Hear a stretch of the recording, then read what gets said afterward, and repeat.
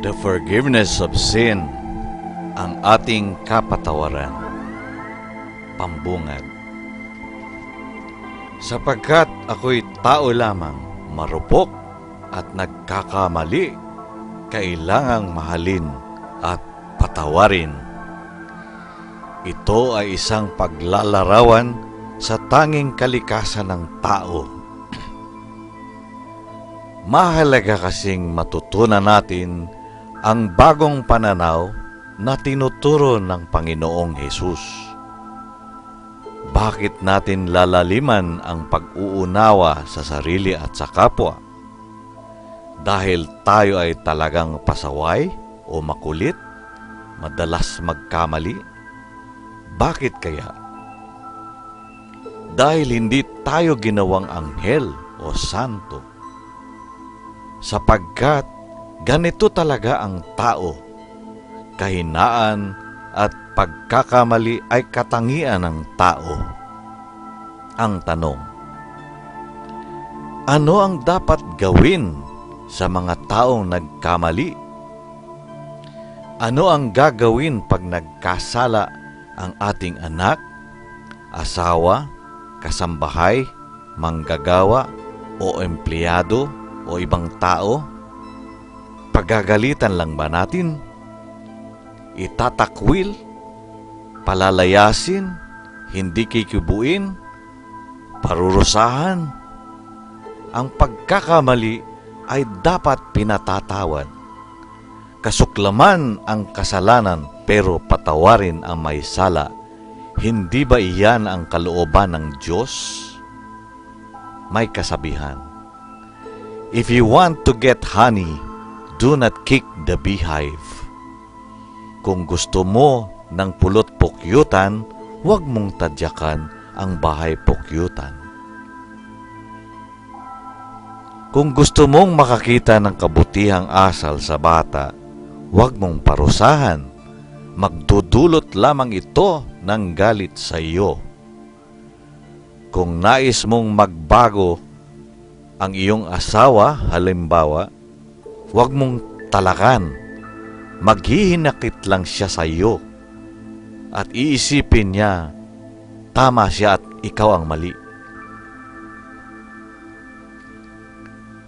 Maraming mag-anak ang puno ng hinanakit at wala ng pag-unawa sa isa't isa. Punong-puno na kasi ng galit at ayaw nang magpatawad. Maraming mag-aasawa ang magkahiwalay dahil dito wala ng kapatawaran. Tama ba? Isang mahalagang prinsipyo ang mapupulot natin sa mga halimbawa. Sa puso ng bawat tao ay may malakas na pangangailangang mahalin siya, sapagkat ang puso ng tao ay inilikha ng Diyos na dapat mahalin. Ang isang sanggol na walang nagmamahal ay mamamatay. Ang buhay na walang pag-ibig ay nawawala ng saysay, walang kasiyahan, wala ng kahulugan. Kabilin-bilinan ni Kristo, mahalin ninyo ang isa't isa, na isulat ni Apostol Juan, magmahalan kayo. Iyan ang ugat o pundasyon ng ating paksa, ang kapatawaran. Forgiveness of sin. God so loved the world that He gave His only Son, that through Him all men will be saved. Mahal na mahal tayo ng Diyos. Kaya gusto niya tayong patawarin sa ating pagkakasala. Iyan ang kahulugan ng salvation, pagtubos sa pagkakasala o redemption. Isa ang layunin ng anak ng Diyos, ang ihingi ng kapatawaran ang pagkakasala ng tao. Tinubos niya tayo sa pagkakasala Bayad ang sariling dugo at buhay, at dahil sa bugtong niyang anak, pinatawad ng Diyos ang kasalanan ng tao. Part 1. One baptism for the forgiveness of sin. Isang pagbibinyag sa pagpapatawad ng kasalanan. Kamatayan sa krus. Ganito tayo tinubos ni Jesus upang pagbayaran niya ang ating nagawang paglalapastangan sa Diyos dahil sa ating pagkakasala. Ang kaparusahan dapat na paghihirapan ng tao ay binayaran na ng anak ng Diyos. Sa kanyang dugo at kamatayan, nakamit ni Hesukristo ang kapatawaran ng tao. Ang tanong, sa anong paraan natin makukuha at makakamit ang kapatawaran ng Diyos? Sinasabi natin na hinugasan at nilinis ng dugo ni Kristo upang mawala ang kasalanan. Ngunit, sa anong paraan natin makukuha ang ating kapatawaran? Mayroong dalawang klase ng kasalanan. Una, original sin or kasalanang minana natin kay Adan. Pangalawa, pagkakasalang nagawa. Ang dalawang klase ng kasalanan na ito ay mawawala sa paraan ng pagbinyag. Go into all the world and preach the gospel to the whole creation. He who believes and is baptized will be saved. Ito ang utos ng manunubos sa mga apostol. Ang paglubog sa tubig ng binyag ay nagsisimbolo ng kamatayan natin sa kasalanan. Ang pag-ahon sa tubig ay nagsisimbolo ng bagong buhay. Sa binyag, makukuha natin ang kapatawaran ng kasalanan na hinugasan at naalis ng dugo ni Kristo, alinsunod na din sa utos niya sa mga apostol. Sa pangalawang bahagi naman, ang mga pagkakasalang nagawa pagkaraan ng binyag ay pinatatawad sa paraan ng kumpisal sa pari o sakramento ng pagsisisi o pagbabalik loob. Sa paraang ito ng kapatawaran ay magagamit lamang ng mga tanging binyagan sa simbahang Katoliko. Part 2. The Power of the Keys. Ang kapangyarihan ng susi ng langit. Ang kapangyarihan ng pagpapatawad sa kasalanan ay pag-aari lamang ng Diyos na may hawak ng susi ng langit. Si Hesukristo ay siyang nagtatag ng simbahan sa mundo at taglay niya ang susi ng langit. Ang susi na ito ay ipinasa ng anak ng Diyos kay San Pedro at kanyang mga apostol. Hawak ngayon ng simbahan ang susi o kapangyarihang makapagbubukas at makapagsasara ng langit sa mga may kasalanan. Sa muli niyang pagkabuhay, nag-utos si Hesukristo na itaguyod ang ministeryo ng rekonsilyasyon upang lumuganap ang turo niya tungkol sa pagsisisi at kapatawaran ng kasalanan sa ngalan niya sa buong sandaigdigan. Sa binyag at kumpisal ay doon makukuha ng tao ang kapatawaran ng kasalanan. Ito ay may taglay na mga bisa. tatlo. Una, ang pagpapaalis ng kaparusahan ng Diyos na siya nating nilapastangan sa ating pagkakasala. Pangalawa, ang pagpapalakas ng ating loob upang makagawa ng kabutihan. At pangatlo, ang pagpapatahimik ng ating konsyensya na tayo ay ligtas na. Response. Tayo ay matanda na at malalim ang pag-uunawa, kaya hindi na tayo mga bata na dapat pang takutin upang tumino. Napaka makapangyarihan ng Diyos. Hindi siya lubos na abot ng katalinuhan ng tao. Makikilala natin siya gamit ang di sapat na kaalaman at mga sariling wika. Kaya tuloy nasasabi natin na nagagalit ang Diyos o paparusahan tayo ng Diyos sa ating sala. Mayroon ding nagsasabi na kakarmahin daw tayo. Konting paliwanag lang mga kaibigan. Ang mga paglalarawang ito ay pagbibigay ng ugaling tao sa Diyos. Gayong hindi naman tao ang Diyos. Iyan ay upang maintindihan o makilala natin ang Diyos.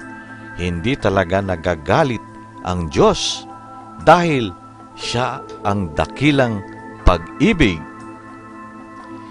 Hindi nagpaparusa ang Diyos. Para na ring sinabi natin na kayang baguhin ng tao ang kalooban ng Diyos. At isa pa, ang salitang karma ay hindi Kristiyano, kundi salitang Bombay o Hindu. Ang Diyos ay dakilang pag-ibig. Inalarawan siya ni Jesus bilang ama ng prodigal son. At tayo ang mga prodigal na anak na nagwawala sa lansangan.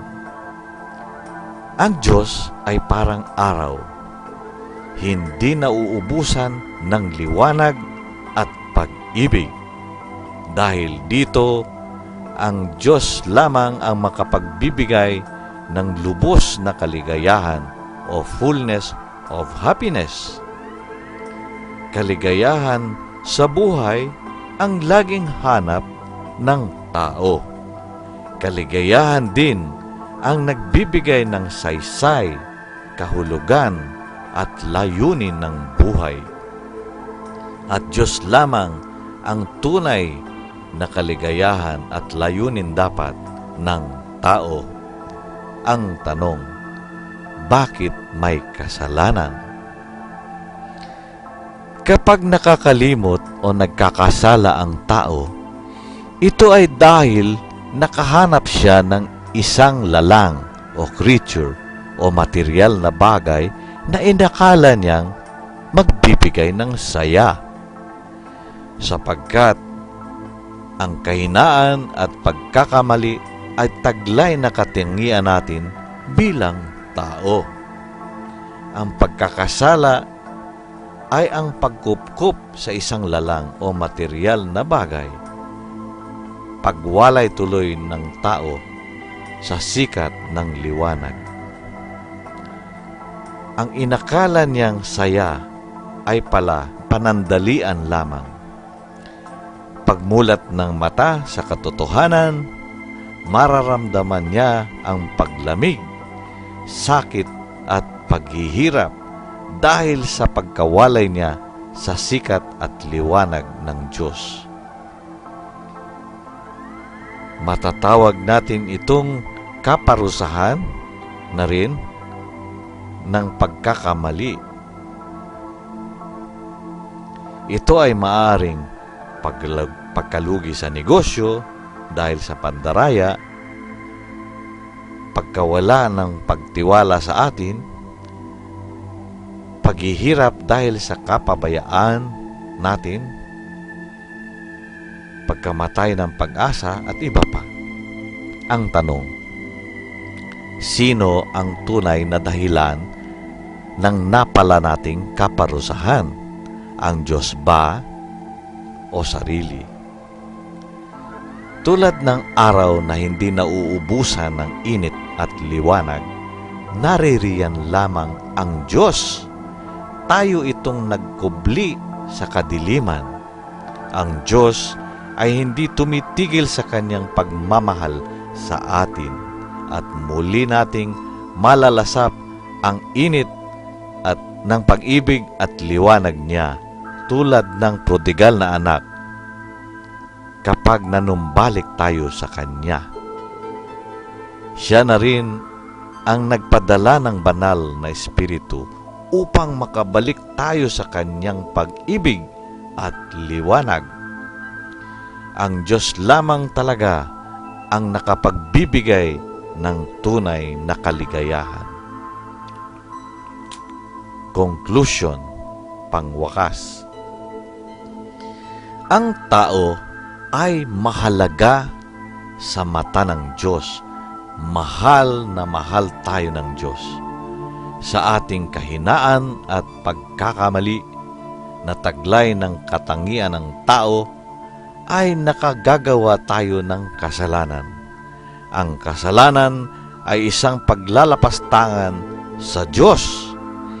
Hindi sana natin kayang bumalik sa Kanya, kundi lamang sa pag-ibig ng Diyos sa bugto niyang anak na si Jesus.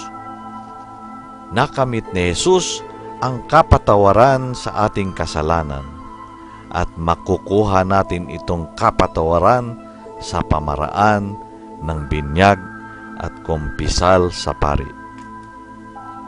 Ano pa kaya ang pagpipilitan natin sa ating kakulitan? Ipagpipilit pa ba natin ang kumpisal diretso sa Diyos? Mukhang ang yabang mo naman. Magpakumbaba ka naman at tunay na magsisi. Sana ang aral na natutunan natin dito ay maging nasa loob ng ating puso na siyang bubuo ng ating bagong paningin o Kristiyanong pananaw.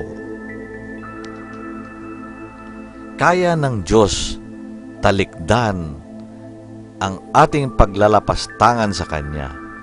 Binigyan pa niya tayo ng ministrong pari na makikinig sa ating kumpisal at magbibigay ng magagandang payo at magpapalakas loob sa ating kahinaan at pagkakamali at magbibigkas ng mga salitang, "Pinatatawad kita sa ngalan ng Ama, Anak at Espiritu Santo. Amen." Magandang araw sa inyong lahat.